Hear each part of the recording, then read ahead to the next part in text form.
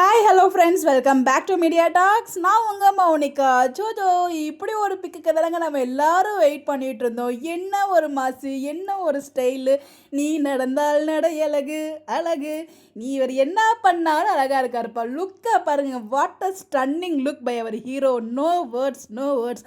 நமக்கு விஜய் டெலிவிஷன் அவார்ட்ஸ்லேருந்து அந்த டெலிவிஷன் அந்த ஷூட் போனப்பே நமக்கு அப்டேட்ஸ் கிடைச்சாலும் இந்த இவ்வளோ கிளியரான கிளாரிட்டியில் நம்மளுக்கு பிக்ஸ் கிடைக்கல. தாத்தா ஷேர் பண்ணதுமே நல்லா இருந்தது, ஓரளவுக்கு கிளாரிட்டியாக கிடச்சிச்சு. பட் இப்படி ஒரு சிம்பிளாக லுக்காக ஒரு மாசான ஃபோட்டோ வந்து ஃபைனலாக கிடச்சிருச்சு. ஸோ வந்து பார்த்திங்கன்னா விஜய் டெலி அவார்ட்ஸில் நம்ம ஹீரோ தனியாக அந்த விஜய் டெலி அவார்ட்ஸ்க்கு அந்த பேக்ரவுண்டுக்கு முன்னாடி இருந்து நமக்கு ஒரு அப்டேட்ஸ் வந்து ஷேர் பண்ணியிருக்காங்க. செம்மையாக இருக்கார்ல, ஐயோ வா, என்ன ஒரு அழகுங்க, சொல்ல வார்த்தை இல்லை. லுக்கை பாருங்கள், எவ்வளோ ஒரு ஹேண்ட்ஸம். தலைவரோட தரிசனம் தாராளமாக கிடச்சிருச்சுங்க. ஃபோட்டோ பார்த்தீங்களா, எப்படி தாறுமாறாக இருக்காரா? ஸோ உங்களுடைய கருத்துக்களை மறக்காமல் கமெண்ட்டில் சொல்லுங்கள். ஸோ ஒவ்வொரு பிக்கும் ஒவ்வொரு விதத்தில் இருக்குது. ஸோ செம்ம ஸ்டைலிஷ். அந்த சிரிப்பை பாருங்கய்யா, சிரிப்பை பாருங்கள், என்ன ஒரு அழகு. இதை பற்றி எப்படி எக்ஸ்பிளைன் பண்ணுறதுன்னு எனக்கு தெரியல.